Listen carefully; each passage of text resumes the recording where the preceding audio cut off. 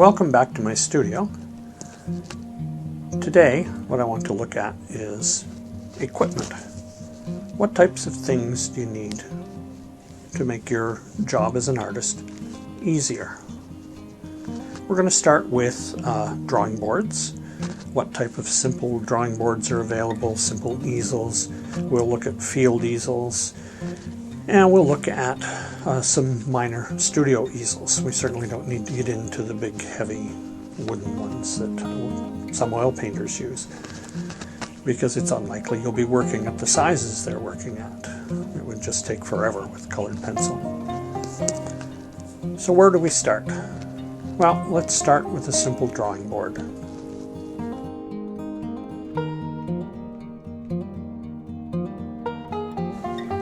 The easiest thing to start with is a basic drawing board. This is what it looks like. You've got the clip at the top to hold your paper in place, an elastic toward the bottom to hold it if you're outside, a little bit of a breeze, whatever. Keeps it also from you catching it as you're turning. It has a handle so you can carry it. It's very portable. I like this drawing board. It's available on Amazon or at any art supply shop. I'll put a link below so that you can find it. But it works very well. Very simple. It can be propped up if you're working flat at a desk or at your kitchen table or dining room table. Prop some books or a couple of empty boxes or something, the empty Amazon box, behind it so that you get it up at an angle so that you can not have to worry about perspective. If you're forced to work at the kitchen table, a little easel like this is very nice. It has a handle to carry it around. It has rubber feet so that see those rubber feet so that you won't scratch anything you set it down on. And this lifts up. You can adjust it to whatever angle you want. I'm going to put it down a little bit lower there. That rides out. And you have a drawer where you can keep the pencils you're working with. So there you can see the drawer. And it locks tight so you don't spill everything. And then you can put your drawing paper on there so that you can draw at a comfortable angle.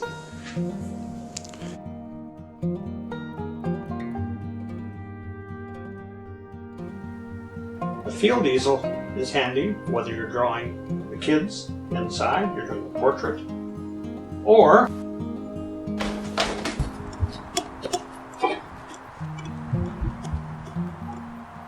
drawing out in the field.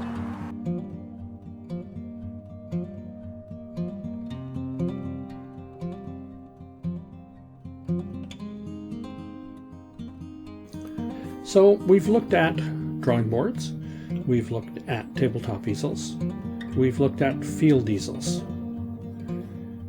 But the ultimate is really a drawing table, like the one behind me.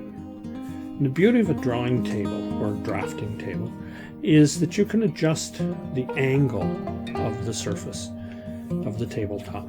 You can have it flat if you're doing some sort of crafting or if you're doing some perhaps watercolors, or you can angle it so that it's parallel to your line of sight when you're drawing. And it's very comfortable to work at because it's a very stable surface. It doesn't wiggle like a small easel might.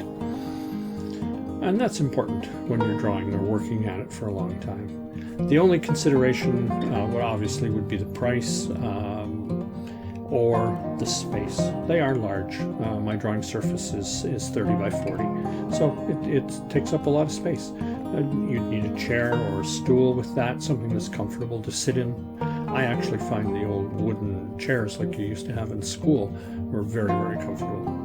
Probably dating myself there because I think they're all plastic now. But I've got a little office chair It's padded, upholstered. It's nice, it's comfortable, it swivels. So the other thing you're going to need is light. I have a light on a scissor stand mounted here, and it has a daylight bulb in it, so that I don't have too many color rendering issues. If you're drawing at night, this is vital. It's very important. Otherwise, you'll find that your colors aren't matching what you thought they would be and what they should be. So lighting is important.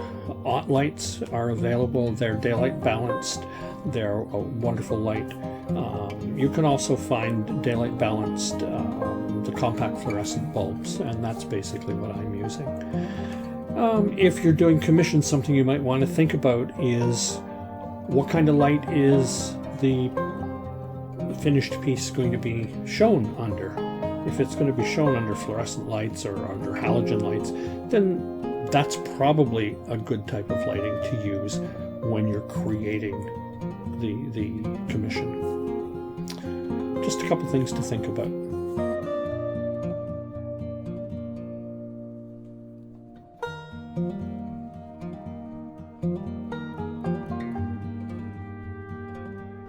The only other type of easel to really consider at all would be a heavy studio easel. I don't have a heavy one, so I can't show you my example, but here are a few photographs of ones that are available.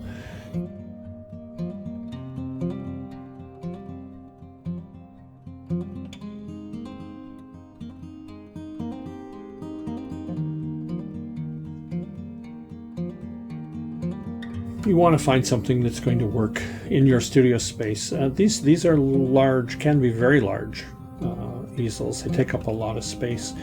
The only real reason I can see, if you're working in colored pencil, the only real reason I can see to go to one of these is you prefer to stand while you work. It wouldn't work with my technique of working with colored pencils. I need something that is slanted. So that about concludes our look at the basic equipment that you're going to need. I hope you've found this useful. I hope you've learned something. I hope you've enjoyed this video. If you have, a like and subscribe would be greatly appreciated. As I've mentioned before in previous videos, if you have any questions or any concerns, please feel free to either leave something in the comments or to email me directly at the email that follows this. I look forward to hearing from you soon, and we'll see you in the next video. Take care and stay safe.